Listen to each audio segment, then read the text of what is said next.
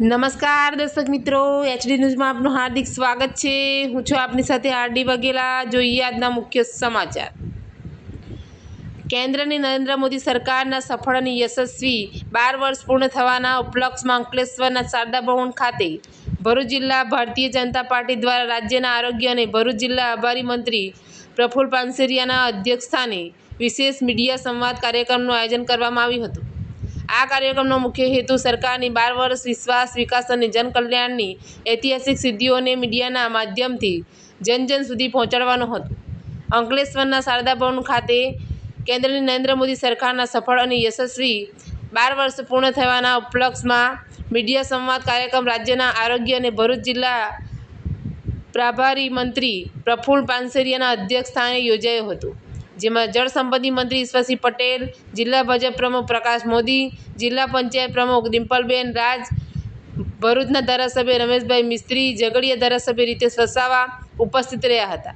પ્રભારી મંત્રીએ વડાપ્રધાન નરેન્દ્ર મોદીના નેતૃત્વમાં દેશે વિકાસની નવી ઊંચાઈઓ સર કરી છે। છેલ્લા 12 વર્ષોમાં વંચિતોને પ્રાધાન્ય, આર્થિક સમૃદ્ધિ, માળખાકીય સુવિધાઓની વિકાસ અને જનકલ્યાણની અસંખ્ય યોજનાઓ થકી નાગરિકોનો વિશ્વાસ જીતવાનો સરકાર સફળ રહી છે, જે અંગે પત્રકારોને વિસ્તારથી માહિતી આપી હતી। દેશના ચારેય ખૂણા, કાશ્મીરથી કન્યાકુમારી અને ગુજરાતથી આસામ સુધી આજે નરેન્દ્ર મોદીના નેતૃત્વમાં વિકાસ પથ પર આગળ વધી રહી હોવાનું પ્રભારી મંત્રીએ અંતે ગર્વભેર જણાવ્યું હતું। આ મીડિયા સંવાદમાં ભરૂચ, અંકલેશ્વર સહિત જિલ્લાના પ્રિન્ટ, ડિજિટલ અને ઇલેક્ટ્રોનિક મીડિયાના પત્રકારો મોટી સંખ્યામાં હાજર રહ્યા હતા। એચડી ન્યૂઝ સાથે રિપોર્ટ જયેશ પ્રજાપતિ, અંકલેશ્વર।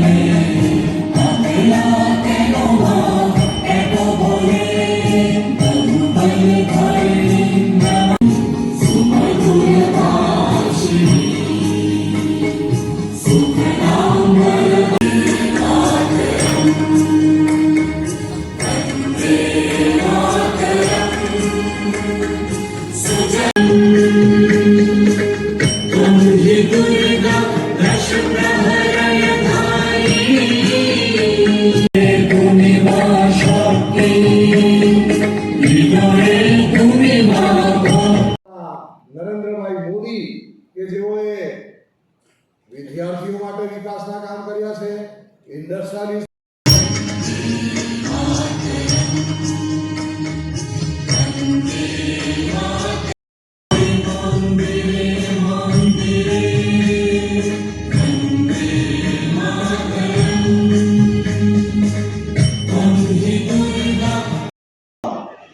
લીગલ સેલના દીપકભાઈ જોશી, આપણા મત વિસ્તારના અંકલેશ્વરના લીગલ સેલના દીપકભાઈ જોશી, આપણા મત વિસ્તારના અંકલેશ્વરના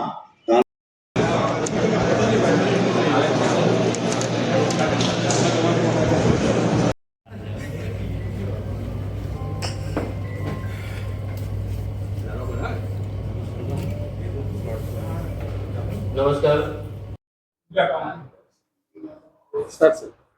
દેશના યશસ્વી પ્રધાનમંત્રી આદરણીય શ્રી નરેન્દ્રભાઈ મોદી સાહેબના વડાપ્રધાન તરીકેના છેલ્લા 12 વર્ષ જે થયા છે અને 12 વર્ષ નિમિત્તે તમામ ક્ષેત્રની અંદર જે કામગીરી કરી છે એના માટે આ સંકલ્પ સંમેલન આજે અહીંયા રાખવામાં આવ્યું હતું।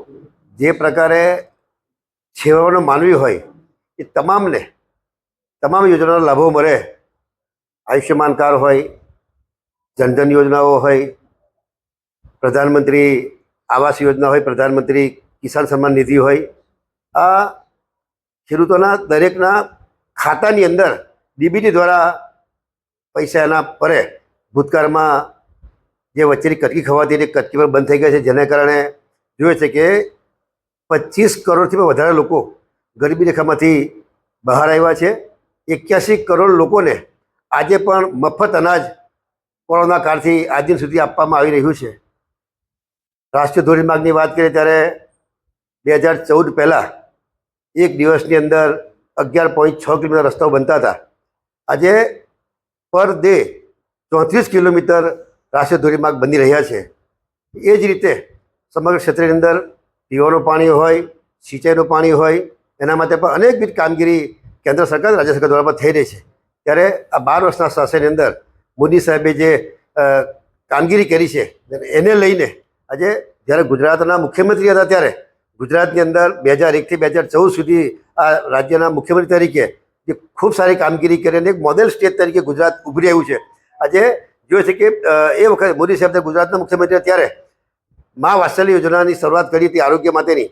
વડાપ્રધાન બહેનેથી જોઈએ છે કે 5 લાખ રૂપિયાનું સમગ્ર દેશની અંદર દરેક લોકોને આનું કવચ મળે, આરોગ્ય ક્ષેત્રે એને પૈસા મળે.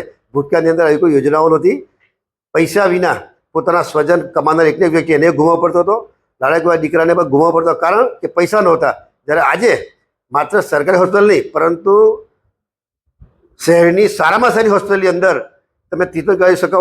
ગુજરાતની અંદર સૌ લોકો નસીબદાર છે કે 5 લાખ રૂપિયા ગુજરાત સરકાર અને 5 લાખ રૂપિયા કેન્દ્ર સરકારના આમ 10 લાખ રૂપિયા સુધીનો જો ખર્ચ આવે આરોગ્યનો તો એ સરકાર તરફથી સહાય મળી રહે છે. ત્યારે આ જે મોદી સાહેબની જે ઉપલબ્ધિ છે એને માટે આ કાર્યક્રમો રાખી રહ્યા છે. અને 2047ની અંદર 21 વર્ષ પછી જ્યારે ભારત દેશ વિકસિત ભારત બનવા જઈ રહ્યું ત્યારે તમામ લોકોને શુભેચ્છાઓ પાઠવું છું.